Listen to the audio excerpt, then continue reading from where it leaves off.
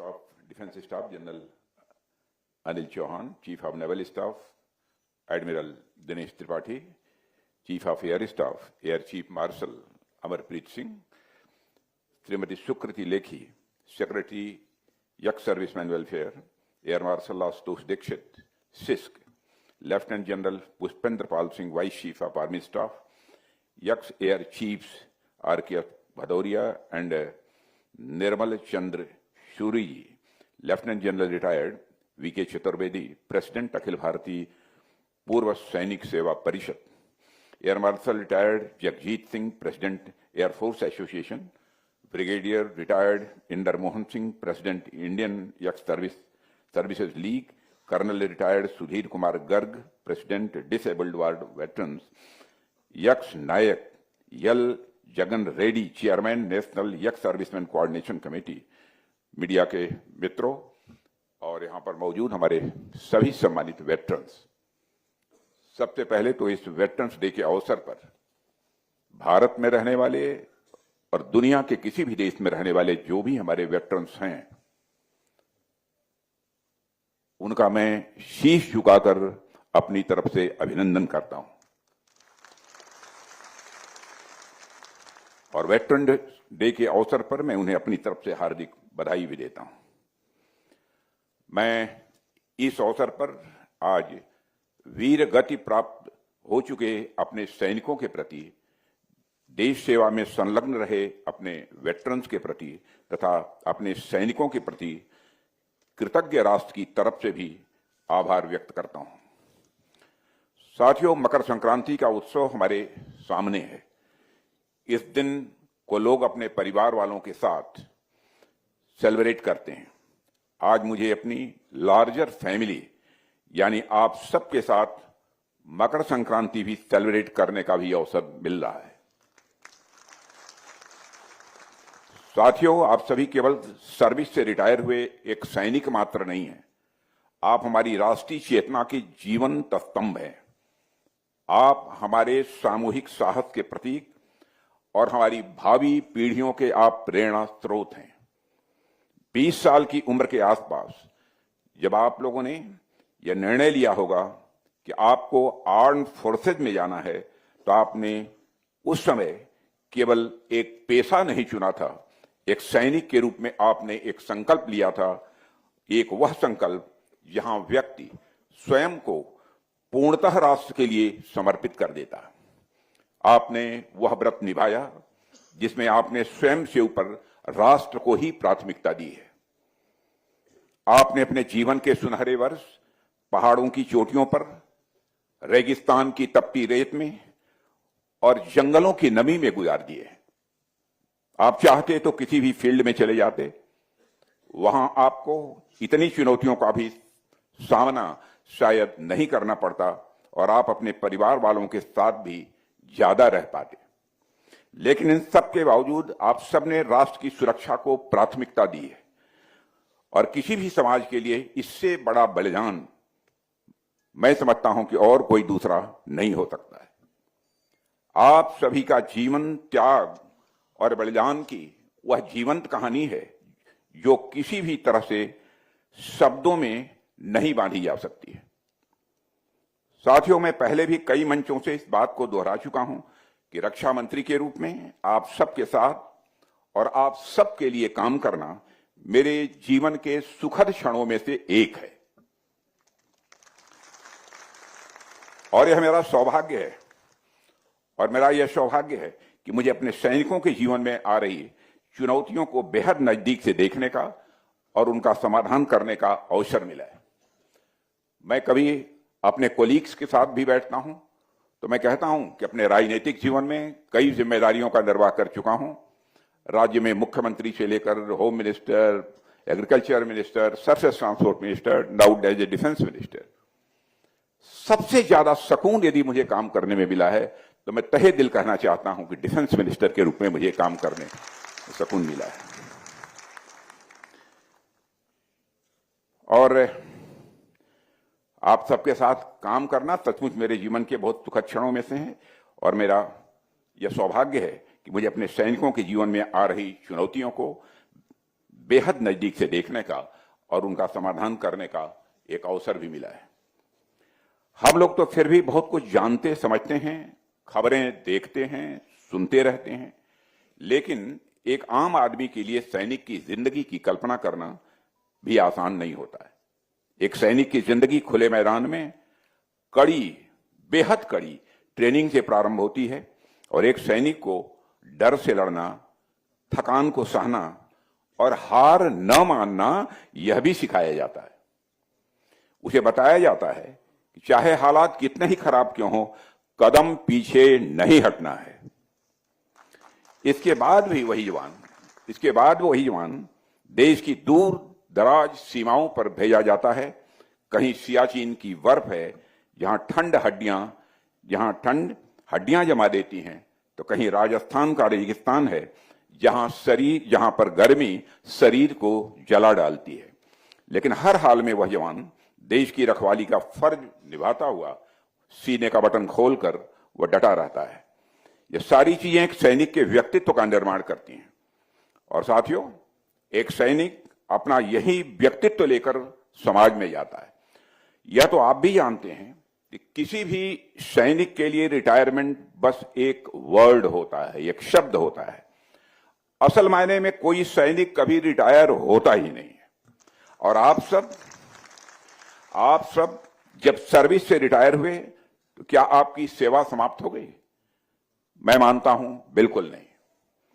आपकी वर्दी का रंग बदल सकता है, आपके काम करने की जगह बदल सकती है, आपके आसपास रहने वाले लोग बदल सकते हैं, लेकिन आपके दिल में देशभक्ति और सेवा की भावना का जज्बा जो पहले था, वह जज्बा आज भी आपके अंदर कायम है। एक वेटरन के रूप में आप राष्ट्र निर्माण के हर मोर्चे पर अपना योगदान देते हैं। आप अपने डिसिप्लिन, लीडरशिप और करेज जैसे गुणों से समाज को दिशा भी देते हैं। साथियों, आज हम सब देख रहे हैं कि देश के कोने कोने में हमारे वेटरन्स विभिन्न क्षेत्रों में बहुत बेहद अग्रणी भूमिका निभा रहे हैं। कई वेटरन्स शिक्षा के क्षेत्र में और विशेष रूप से मिलिट्री स्कूल्स में युवा पीढ़ी को संभाल रहे हैं। कई कृषि के क्षेत्र में नई टेक्नोलॉजीज का यूज करके किसानों की आमदनी बढ़ाने में अपना योगदान दे रहे हैं। कई वेटरन्स डिजास्टर मैनेजमेंट में अपने अनुभवों का उपयोग करते हुए बाढ़, भूकंप जैसी प्राकृतिक आपदाओं के समय रिलीफ एंड रेस्क्यू ऑपरेशंस में भी अपना योगदान करते हैं। साथियों, पूरा देश हर क्षेत्र में आपके योगदान को देख रहा है और देख ही नहीं रहा है, बल्कि मैं समझता हूं महसूस भी कर रहा है। और हमारी सरकार का भी यह मानना है कि हमारे सोल्जर्स और हमारे वेटरन्स देश के मजबूत स्तंभ हैं। उनकी देखभाल करना हमारा नैतिक और यह भावनात्मक कर्तव्य है। हमारे यहां तो हमारे कल्चर में ही ये सारी चीजें निहित हैं। आप देखिए कि माता पिता या दादा दादी जब तक सक्षम रहते हैं वह तब तक घर चलाते हैं। उसके बाद नई पीढ़ी जब योग्य हो जाती है तो माता पिता और दादा दादी का ख्याल रखने लगती है। उनके खाने पीने की, उनके दवाइयों की, उनके सोने जगने का, हर चीज का ख्याल रखा जाता है। यहां तक कि घर के बड़े फैसले भी उनसे पूछ कर लिए जाते हैं। हमारे यहां इसे पुण्य का काम माना जाता है, पुण्य का काम इसे माना जाता है। और इसी पुण्य भाव के साथ हमारी सरकार ने भी अपने वेटरन्स के लिए बीते वर्षों में कई ठोस फैसले लिए हैं और आने वाले समय में भी यह सिलसिला रुकने वाला नहीं है। मैं यह भी आप सबको आश्वस्त करना चाहता हूं। आज जब सारा देश अपने सैनिकों का स्मरण कर रहा है, उनके योगदान को स्मरण कर रहा है और उनके प्रति आभार व्यक्त कर रहा है, तो मैं आज से लगभग 40 साल पहले IPKF, Indian peace keeping force के रूप में श्रीलंका में शांति स्थापना के लिए चलाए गए सैन्य अभियान में भाग लेने वाले सभी पूर्व सैनिकों का भी मैं स्मरण करना चाहता हूं। साथियों, श्रीलंका में भारतीय सेनाओं को भेजने का जो निर्णय तत्कालीन सरकार ने लिया था, उस पर बहस हो सकती है, उस बहस में मैं नहीं पढ़ना चाहता। मगर ऑपरेशन पवन में भाग लेने वाले हमारे IPKF के सैनिकों ने जो बलिदान दिया, उस संघर्ष के दौरान जो उन्होंने जो कुछ भी किया, मैं मानता हूं उसका सम्मान किया जाना चाहिए था।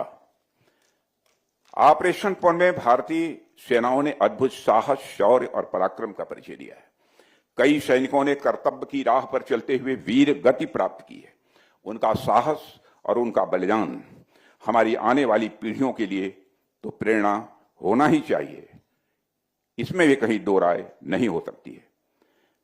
मुझे प्रसन्नता है आज प्रधानमंत्री नरेंद्र मोदी के नेतृत्व में हमारी सरकार ऑपरेशन पवन में भाग लेने वाले शांति सैनिकों के योगदान को न केवल खुले मन से स्वीकार कर रही है, बल्कि उनके योगदान को हर स्तर पर रिकॉग्नाइज करने की प्रक्रिया भी चल रही है।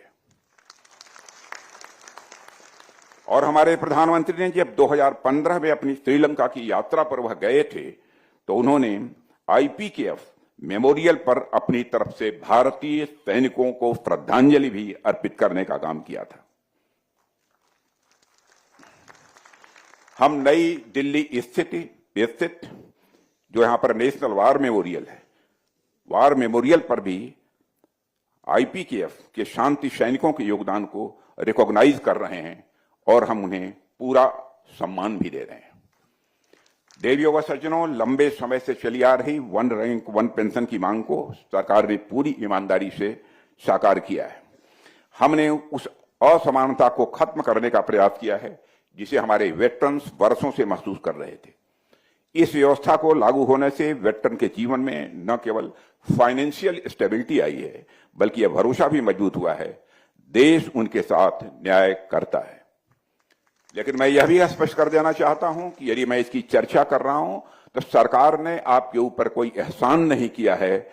जो कुछ भी आपके साथ किया जाना चाहिए, जितना किया जाना न्याय संगत है, वही सरकार ने किया है। साथियों, हेल्थ फैसिलिटीज को लेकर भी सरकार की सोच पूरी तरह से साफ है कि जिसने अपना जीवन देश के नाम कर दिया, उसके स्वास्थ्य के साथ भी कोई समझौता नहीं होना चाहिए।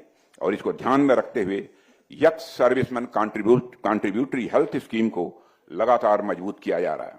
और हमारा यह प्रयास है कि हेल्थ फैसिलिटी सिर्फ शहरों तक सीमित न होकर गांव और दूर दराज के इलाकों तक पहुंचे, ताकि रिमोट एरियाज में रहने वाले हमारे वेटरन्स को कोई तकलीफ न होने पाए। टेलीमेडिसिन के जरिए डॉक्टर से दूर बैठकर सलाह लेने की सुविधा भी निरंतर बढ़ाई जा रही है, ताकि उम्र या दूरी इलाज में रुकावट न बनने पाए। साथियों, सेना से रिटायर होने के बाद जीवन का नया अध्याय, नया चैप्टर शुरू हो जाता है और हमारी सरकार का यह प्रयास है कि यह चैप्टर डिग्निटी और सेल्फ रिलायंस से भरा होना चाहिए। और इसी सोच के तहत वेटरन्स के रिहेबिलिटेशन और एम्प्लॉयमेंट पर भी खासा ध्यान दिया जा रहा है। उन्हें नए स्किल्स सिखाए जा रहे हैं ताकि वे रिटायरमेंट के बाद भी अपनी क्षमता का पूरा इस्तेमाल कर सकें। पब्लिक इंटरप्राइजेज में उन्हें प्रायोरिटी दी जा रही है और प्राइवेट सेक्टर में भी उनके डिसिप्लिन, लीडरशिप और इंटीग्रिटी को भी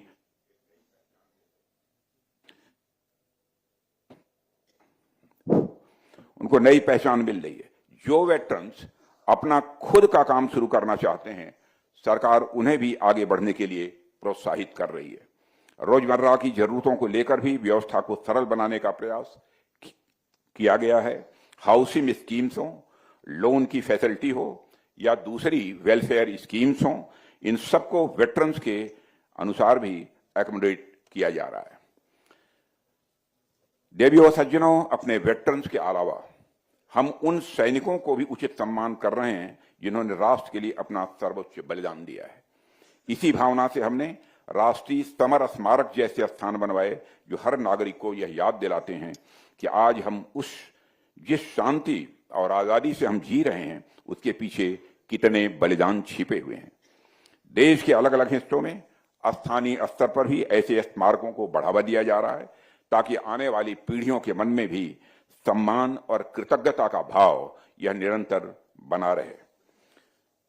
देवियों सज्जनों, पॉलिसी और स्कीम्स अपने अपने स्थान पर महत्वपूर्ण होती हैं, लेकिन किसी भी राष्ट्र की वास्तविक शक्ति केवल कागजों पर लिखी स्कीम से मापी नहीं जा सकती है। राष्ट्र की असली शक्ति उस सोशल कॉन्शसनेस व सामाजिक चेतना से झलकती है जिसके साथ वो अपने सैनिकों और अपने वेटरन्स को देखता है।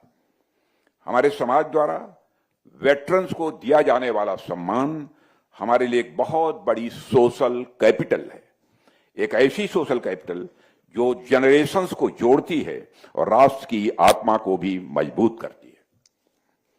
और यह हमारे लिए गर्व की बात है कि भारत में सैनिकों के प्रति आदर किसी आदेश या निर्देश से नहीं आया, बल्कि हमारे संस्कारों का यह स्वाभाविक एक विस्तार है।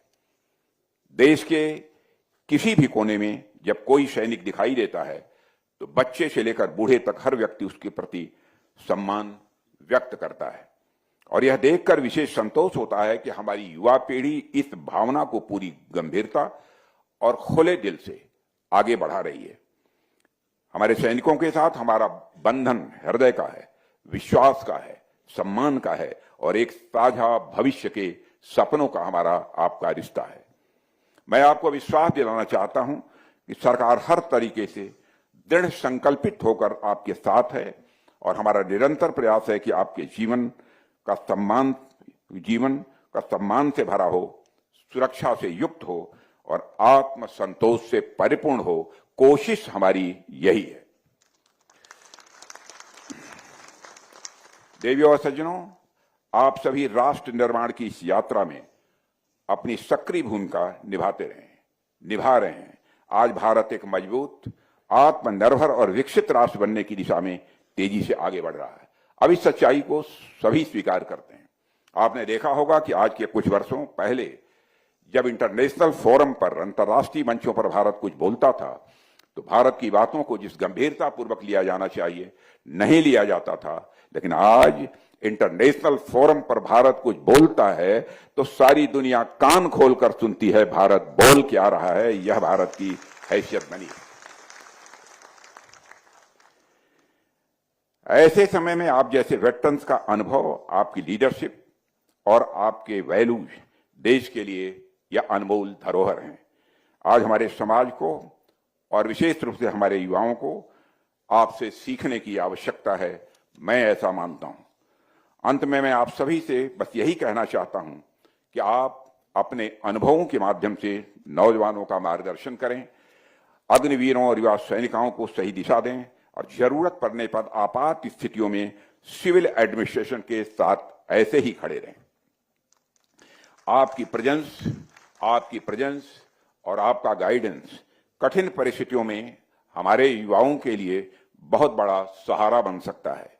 इसके साथ ही सामाजिक समरसता को बढ़ावा देने के लिए, यानी सोशल हार्मनी को बढ़ावा देना, आपसी भाईचारे को मजबूत करना और जमीनी स्तर पर देशभक्त की भावना को और सशक्त करना भी आज की बहुत बड़ी जरूरत है।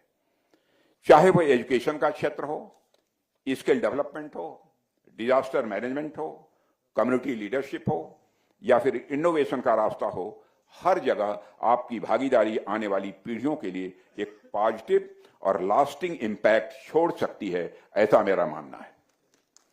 आपका योगदान सिर्फ आज के लिए नहीं बल्कि भविष्य के भारत की मजबूत नींव रखने का काम करेगा। इसी विश्वास और सम्मान के साथ मैं आप सभी से आग्रह करता हूं कि आप अपने अनुभव और ऊर्जा को राष्ट्र की सेवा में ऐसे ही निरंतर लगाते रहें और परमात्मा लगातार आपको वह शक्ति और सामर्थ्य आपका वह बना कर रखे ताकि आप निरंतर इस राष्ट्र की सेवा कर सकें। इस वेटरन्स डे के पावन अवसर पर मैं पूरे राष्ट्र की ओर से आप सबके प्रति पुनः आभार, प्रेम और अगाध सम्मान की अभिव्यक्ति करता हूं और आपके त्याग, आपके अनुशासन और आपके समर्पण के बिना यह राष्ट्र वह नहीं होता जो आज है। और इन्हीं बातों के साथ एक बार पुनः आप सबका को धन्यवाद देते हुए और वेटरन्स डे पर आप सबको हार्दिक बधाई देते हुए और देश के कोने कोने में जहां और विदेशों में भी जहां भी हमारे वेटरन्स हैं उनके प्रति हृदय से सम्मान की अभिव्यक्ति करते हुए अपना निवेदन समाप्त करता हूं। आप सबको बहुत बहुत धन्यवाद।